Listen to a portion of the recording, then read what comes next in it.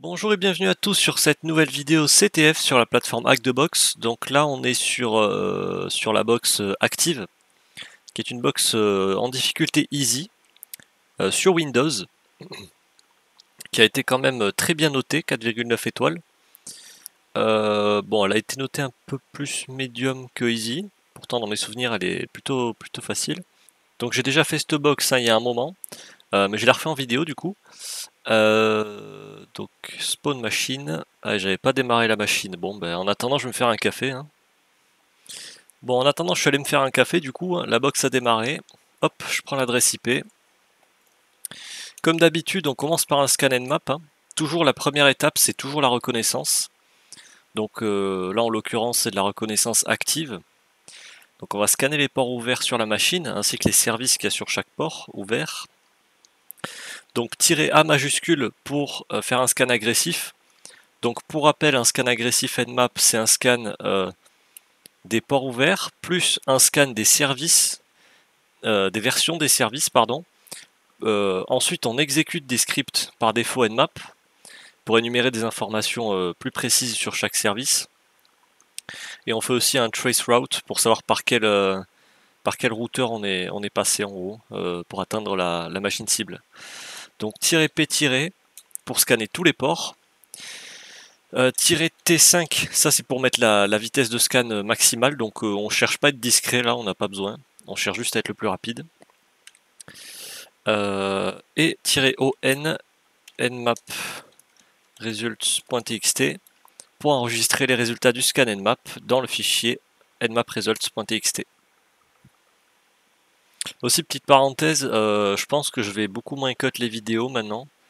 Je sais que j'ai déjà dit ça une fois, mais là je pense que je vais vraiment réduire les cuts, parce que déjà ça me fera moins de travail au montage. Et puis ça sera moins lourd à regarder, il y aura des petites pauses, je pense que c'est un peu mieux, même si la vidéo sera plus longue. Ok, le scan Nmap vient de se terminer. Étant donné que c'est une machine sous Windows, eh ben, on a énormément de ports ouverts, hein, comme d'habitude. Donc là, on a le port 53 pour le service DNS. Par défaut, c'est le port 53.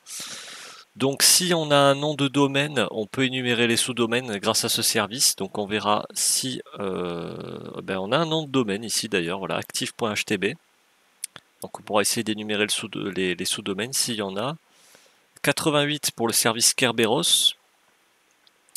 Ok, MSRPC, NetBIOS, ok. Il y a le service SMB qui est accessible.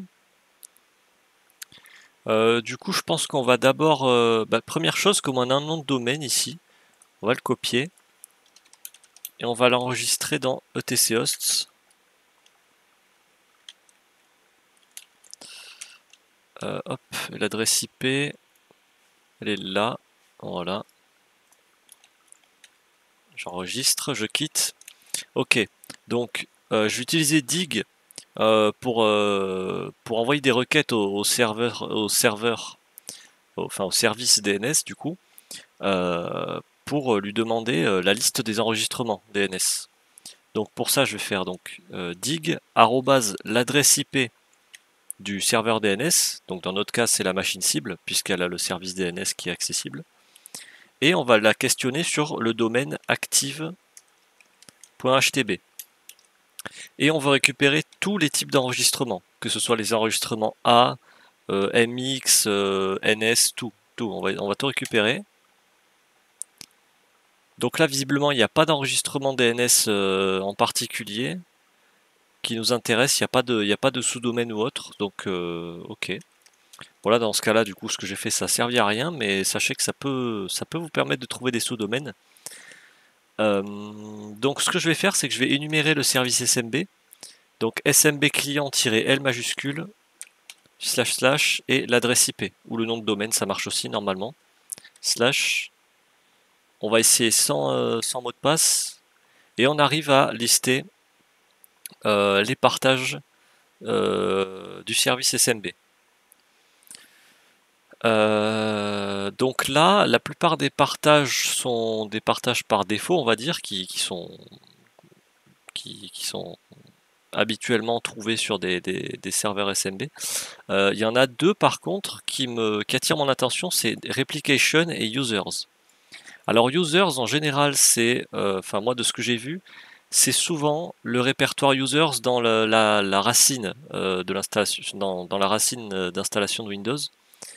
Je pense pas qu'on y ait accès du coup, puisqu'à mon avis il faut s'authentifier avec un utilisateur valide. Et on a réplication. Donc on va aller voir ce qu'il y a dans réplication, SMB client, / l'adresse IP, / le nom du partage auquel on veut accéder, sans mot de passe, et Anonymous Login Successful, vous voyez, on a pu se connecter sans identifiant valide. Si je fais ls, donc ici on a un répertoire active.htb, on va voir ce qu'il y a dedans, active.htb, ls, on a trois répertoires, donc DFSR Private, Policies et Script.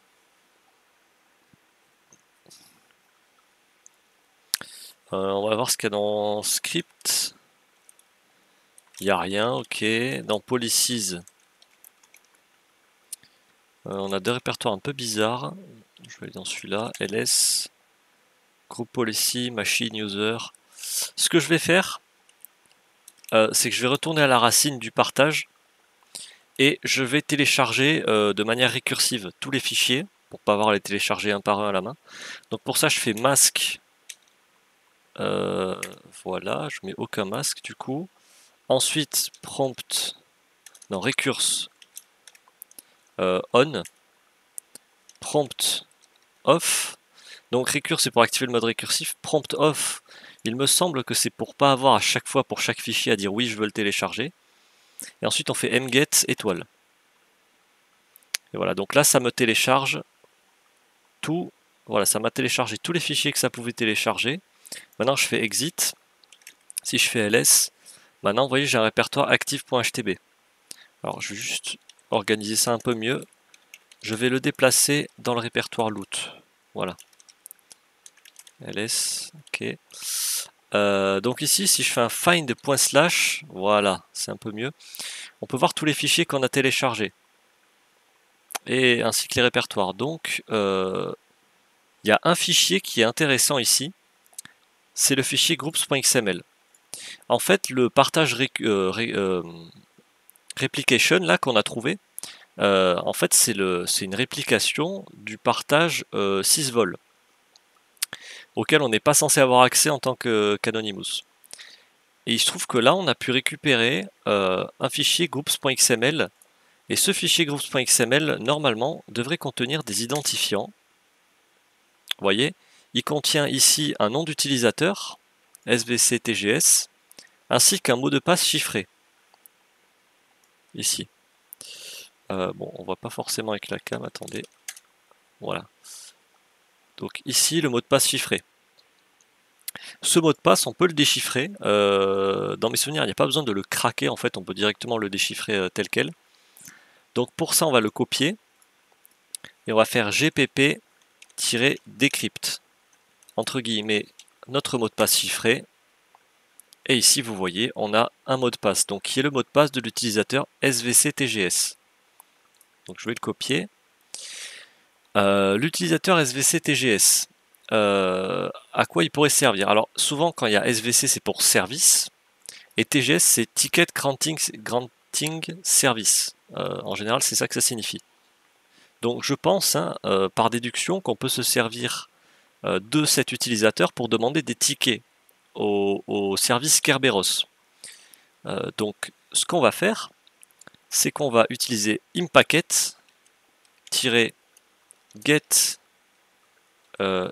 user SPN, et dans mes souvenirs c'était active.htb, donc le nom de domaine / le nom d'utilisateur svc-tgs, le mot de passe.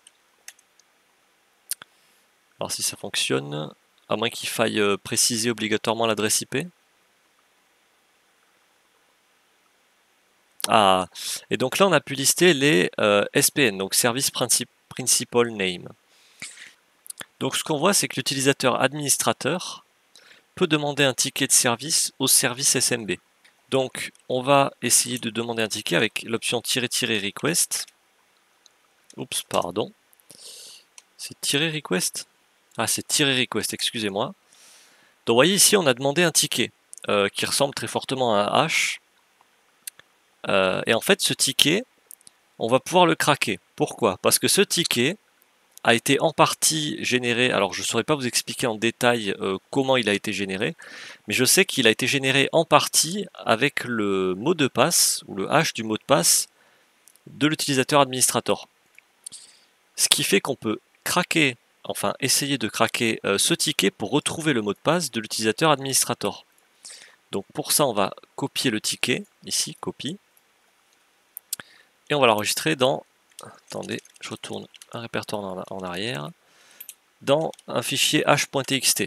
Je colle ici mon ticket, j'enregistre, je quitte, et on va essayer de le craquer avec John. Donc je fais John h.txt --wordlist égale /usr share wordlist rockU.txt. Voilà. Et vous voyez ici qu'on a réussi à craquer le ticket et on a récupéré du coup le mot de passe de l'utilisateur administrator. Donc ce qu'on peut faire avec ça, c'est s'en servir pour s'authentifier au service SMB, par exemple. Donc si je fais SMB client, je vais essayer d'accéder au partage users cette fois-ci, -u administrator pour y accéder en tant qu'administrateur. Je colle mon mot de passe et voyez ici, j'ai bien été authentifié et normalement j'ai accès au répertoire administrator. Voilà. Donc là c'est bien beau, on a accès au partage SMB, mais nous en général quand on fait des CTF, ce qu'on aime bien c'est avoir un shell. Même en pentest, hein, ça peut être mieux pour faire ensuite du pivoting ou autre. Donc on va essayer d'obtenir un shell. Pour ça, on va utiliser l'outil psexec. Donc je vais faire imppacket psexec, le nom de domaine toujours, .htb /administrator, le mot de passe, arrobase, l'adresse IP cible, excusez-moi, ici, je colle, entrée, et donc ici on voit qu'on a pu uploader un fichier exe, qu'ensuite psexec a donc créé un nouveau service qui s'appelle nsjz. Bon, ça c'est un nom généré aléatoirement. Et ensuite il a démarré ce service pour exécuter notre .exe qui nous a donné un reverse shell. Et donc si je fais who am I, j'ai un reverse shell en tant que NT Authority System. Donc j'ai les droits suprêmes sur la machine, voilà, j'ai tous les droits. Donc pourquoi est-ce que l'outil nous précise le nom du service qui a été créé ainsi que le nom du fichier? Ça peut être pratique pour... bon, en CTF on le fait pas forcément, mais en pentest c'est bien de nettoyer ses traces, de supprimer les fichiers qu'on a laissés après l'exploitation et tout ça. Donc si vous êtes dans le cadre d'un vrai pentest, c'est bien de noter ça et de les supprimer ensuite quand vous avez fini votre test d'intrusion. Donc voilà. Donc ensuite on peut aller récupérer les flags, hein. Users. Si je fais dire... Oula. On va aller dans svc-tgs. Ah. C'est un peu buggé ce shell, mais bon. Bon, on aurait pu le stabiliser ou avoir un shell interpréteur à la place, mais bon, ça c'est pas nécessaire, sachant qu'on a fini la room. Donc voilà, j'ai le fichier users.txt sur le bureau de l'utilisateur svc-tgs, et pareil dans c2./users/administrator/desktop, si je fais dire. Et ici, vous voyez, on a le flag root.txt. Pour lire un flag, hein, vous faites more root.txt. Ou alors type, ça marche aussi, root.txt, normalement ça marche aussi, ça. Voilà. Donc voilà, on a fini cette box qui était assez simple. Donc en fait, l'attaque qu'on a mis en pratique là, le fait de demander un ticket au service Kerberos et ensuite le craquer pour récupérer le mot de passe d'un utilisateur, ça s'appelle du Kerberosting. Voilà ce qu'on a fait. Donc le problème là, c'est que déjà l'utilisateur administrateur avait un mot de passe faible. Un mot de passe qui était dans une word list, donc là dans notre cas c'était RockU. Si l'utilisateur administrateur avait un mot de passe bien plus complexe qui n'était pas aussi simple à craquer, on n'aurait pas pu accéder comme ça à la machine et avoir un contrôle total. Ensuite, l'autre problème qu'il y a eu, c'est qu'on avait accès au partage de fichiers replication qui contenait donc une réplication du partage 6 vol, et on n'est pas censé avoir accès comme ça à ce genre de partage sans identifiant valide ni quoi que ce soit. Normalement, on n'est pas censé y avoir accès. Donc là, c'est un autre problème, c'est qu'ils ont mal géré les accès au partage replication. Ils auraient dû bloquer l'accès aux utilisateurs qui n'avaient pas le droit d'y accéder, quoi. Donc voilà, donc premier problème, mauvaise configuration d'un partage SMB, mauvaise gestion des droits d'accès. Et deuxième problème, mot de passe faible pour l'utilisateur administrateur. Donc je vous mettrai en description des documentations sur tout ce qu'il faut, hein, sur le Kerber Hosting, entre autres. Vous aurez comme d'habitude le sommaire dans la description pour aller à des étapes bien précises de la vidéo. Vous aurez le lien de la box, le lien du write-up. Alors le write-up il sera pas au même format que d'habitude, ce sera en PDF. Donc le write-up sera pas au même format que d'habitude, ce sera au format PDF par contre, pas au format MD, et ça risque de changer encore plus tard. Je teste différents formats pour voir ce qui est le plus convenable, le plus propre, ce que je préfère. Donc voilà, vous aurez tout en description comme d'habitude. Moment pub pour le serveur Discord.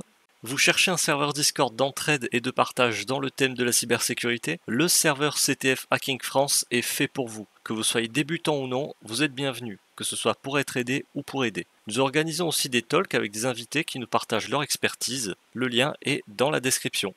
Donc voilà, n'hésitez pas à vous abonner si vous voulez suivre les prochaines vidéos qui sortiront, à liker si vous avez aimé la vidéo. Si vous avez des questions ou des remarques ou quoi que ce soit, la section commentaires est là. Et moi je vous dis à la prochaine!